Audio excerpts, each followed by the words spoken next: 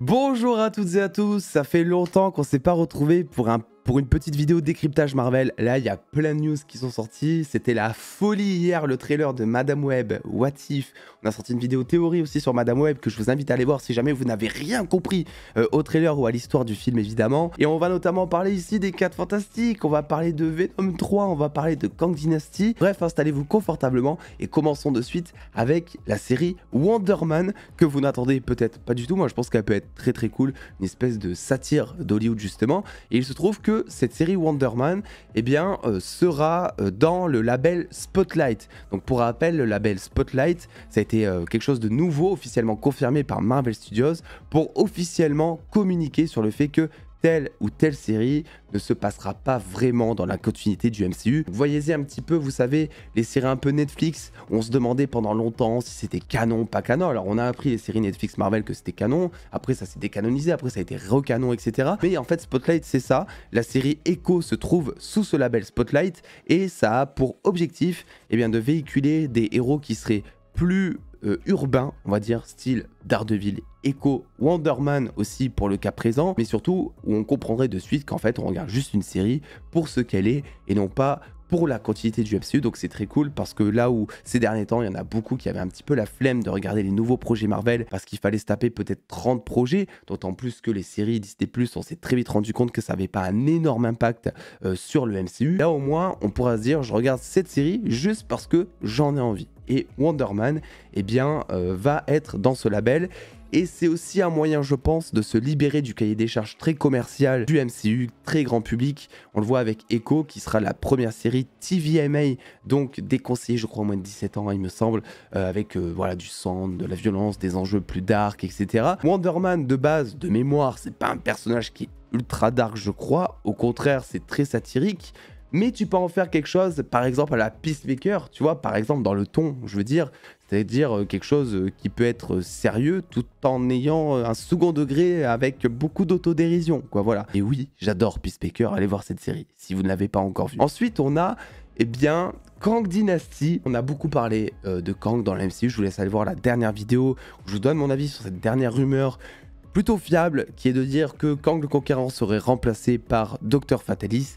Il y a le scénariste déjà de Kang Dynasty qui a été viré du projet parce qu'il était rattaché à Ant-Man 3 Quantumania où il y avait Kang dedans. Ça a laissé présager une nouvelle direction pour Kang Dynasty puisque aujourd'hui le réalisateur Daniel Dustin Cretton, qui donc devait être en charge de la réalisation de Kang Dynasty, est parti du projet car selon Deadline, Cretton aurait quitté le projet à l'amiable pour rester concentré sur ses autres projets MCU à venir comme Shang-Chi 2 ou encore Wonder Man justement, dont il va réaliser les 2 premiers épisodes. Sauf que ça les gars, c'est un truc qu'on savait depuis très longtemps. Quand il a accepté Kang Dynasty, il savait très bien derrière, comme nous tous, qu'il allait réaliser Shang-Chi 2 et les 2 premiers épisodes de Wonder Man. Si vous voulez mon avis, ça sent surtout le retournement de veste ou en tout cas le changement de direction artistique pour le projet, le changement de tout. En fait, on n'a plus le même scénariste, on n'a plus le même réalisateur. Pour moi, ça sent très mauvais pour Kang le Conquérant dans le MCU. Je vous laisse aller voir mon avis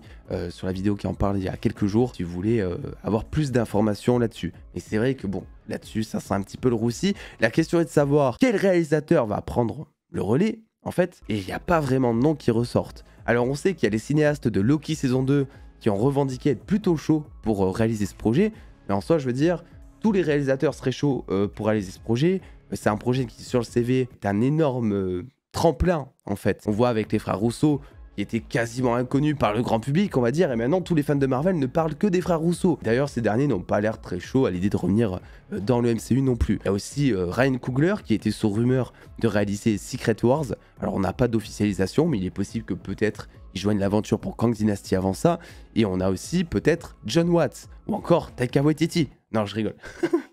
Imaginez. Donc on verra du coup qui réalisera ce projet, qui doit mettre une énorme pression je pense sur le dos d'un réalisateur, étant donné en plus que je pense qu'il serait beaucoup moins serein aujourd'hui qu'à l'époque d'Infinity War ou Endgame, où là le public était assez unanime sur la qualité du MCU. C'est vrai qu'aujourd'hui venir réaliser un gros film Avengers au moment où le MCU est au plus mal. Qui plus est, après les gros succès critiques comme commerciaux de Infinity War et Endgame, ça met une énorme pression les gars. Vraiment, j'aimerais pas du tout être à la place du réalisateur de Kang Dynasty et Secret Wars. On passe maintenant du coup à un autre projet qui est très attendu, les 4 Fantastiques. Et là j'en peux plus, et les gars je vous jure que la news que je vais vous partager aujourd'hui, que vous avez sûrement déjà vu puisque vous me suivez tous sur Twitter et Instagram évidemment, je vous assure que j'ai vérifié plusieurs fois pour voir si c'était pas fake, pour voir si c'était pas un compte parodique comme il y en a énormément sur les réseaux sociaux, mais non, puisque selon à peu près tous les médias, relayés premièrement par Daniel Richtman en plus, eh bien Pedro Pascal serait sur le point de signer pour jouer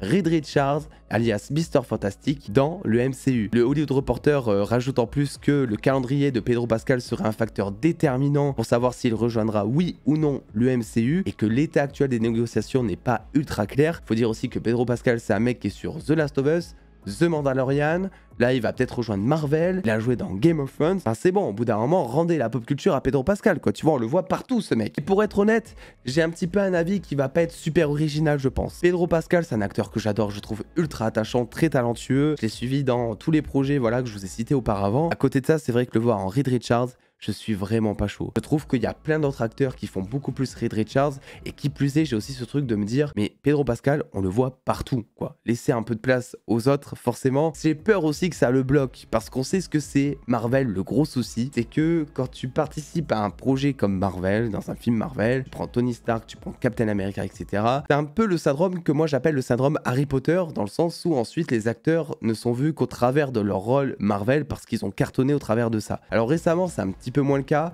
On a par exemple Florence Pugh qui joue Yelena Belova, qui arrive à faire d'autres choses à côté, mais le souci c'est qu'Yelena Belova, ça reste quand même un personnage très secondaire. Là on parle quand même de Reed Richards qui, c'est sûr, va revenir, il va pas juste être là pour le projet 4 Fantastiques, il va revenir et revenir, donc c'est un projet à très long terme comme à chaque fois où presque on signe dans le MCU. J'ai peur que Pedro Pascal, eh bien, sa carrière ne soit ensuite que tissée qu'à travers ses licences en fait, parce que bon là il est déjà installé dans The Last of Us, donc il va y rester, il est déjà installé dans The Mandalorian, il va y rester, et on sait qu'il y a un film qui arrive ensuite où il sera sur grand écran, là il va être sur un projet Marvel, donc est-ce que vraiment il arrivera à faire d'autres blockbusters à côté de ça? C'est la question que je me pose. Ce serait dommage parce que comme je vous l'ai dit, c'est un acteur que j'adore, mais à côté de ça, en Reed Richards, je le vois pas du tout. Alors par contre, cette news à prendre avec des pincettes, dans le sens où ça a l'air plus ou moins très fiable, le fait qu'il soit proche de signer. Par contre, il y a seulement 1 ou 2 médias qui confirment qu'il est déjà signé, notamment Slash Film. Donc patience avant de savoir si oui ou non il a réellement signé. Je pense que dans tous les cas, on n'est pas loin d'avoir une annonce, étant donné que on savait de la part du réalisateur qu'une annonce de casting serait officiellement faite une fois la grève des acteurs terminée. On y est, on commence là ensuite à avoir des infos qui fuitent un petit peu par-ci par-là, donc je pense que c'est pour très bientôt. Dans un autre genre, sous forme de rumeur cette fois, c'est Galactus qui est aussi au centre voilà, des infos Marvel. Et figurez-vous que Javier Bardem serait le premier choix de Marvel Studios pour incarner Galactus dans le film des 4 Fantastiques. Alors c'était normalement un rôle qui était prévu pour Antonio Banderas pendant plusieurs mois, vraiment on en a parlé, c'était sous forme là aussi de rumeurs, mais il semblerait que finalement ça ne se fasse pas avec cet acteur, et je suis beaucoup plus chaud pour Javier Bardem de mon côté, parce que je trouve que rien que physiquement, tu vois, il a une gueule, tu vois, je trouve qu'il est charismatique, il fait d'ailleurs très... Docteur Doom presque, enfin je sais pas, dans sa mâchoire et tout, il a un rôle vraiment, je trouve, il a une présence très imposante en fait, et je pense que pour Galactus ça peut énormément le faire. On termine ensuite cette vidéo avec la news que vous attendiez tous. Évidemment j'ai gardé le meilleur pour la fin, on en attend des projets, on en attend. On attend Kang Dynasty, on attend Deadpool 3 surtout, on attend Secret Wars. Mais vous savez ce qu'on attend surtout? Venom 3. Ah ce film, qu'est-ce qu'on l'attend vraiment, Vraiment, quel hype autour de ce film. Eh bien, figurez-vous que ça y est, c'est sur de bonnes rails, puisqu'après que le film ait été reporté à novembre 2024, sans vraiment trop d'informations, étant donné que le tournage avait débuté fin juin et qu'il s'était stoppé à cause de la grève, eh bien Tom Hardy vient officiellement de le partager avec une photo très avantageuse sur le film. Venom 3 vient de reprendre son tournage il y a seulement quelques heures. Et regardez-moi ça, la réalisatrice juste à côté, Kelly Marcel, qui est aussi scénariste des 2 premiers films, regardez-moi à quel point elle a l'air d'être enjouée d'être sur ce tournage. Vraiment, je pense que la hype est présente. Je pense que les acteurs sont contents d'être là. La réalisatrice n'est pas du tout fatiguée. Regardez-moi ses cernes. Vraiment, ça se voit qu'elle dort énormément. Et qui plus est, bah, ça se voit qu'il y a énormément d'ambiance sur ce tournage. Ah, vraiment, la tête de la réalisatrice, pour moi, c'est un mème. C'est un mème, les gars. Donc voilà, je vais pas plus déblatérer sur Venom 3. Le tournage reprend. Pas plus d'informations pour l'instant. On aura peut-être des informations prochainement. Voilà ce que j'avais pour vous aujourd'hui. Je suis très content de revenir avec vous sur ce décryptage Marvel. Ça faisait assez longtemps, j'ai l'impression qu'on n'en avait pas fait. Là, il y a tout un petit peu qui se relance et je suis grave hypé. Voilà, je suis grave hypé, je suis grave content d'être là en fait. Je suis grave content d'avoir une chaîne YouTube, je suis grave content que vous soyez là. Donc n'hésitez pas en commentaire, comme d'habitude, à me donner votre avis sur tout ça. Lâchez le pouce bleu, à vous abonner. Et puis attendez les dos, prenez soin de vous, faites-vous bien kiffer. Des bisous les dos.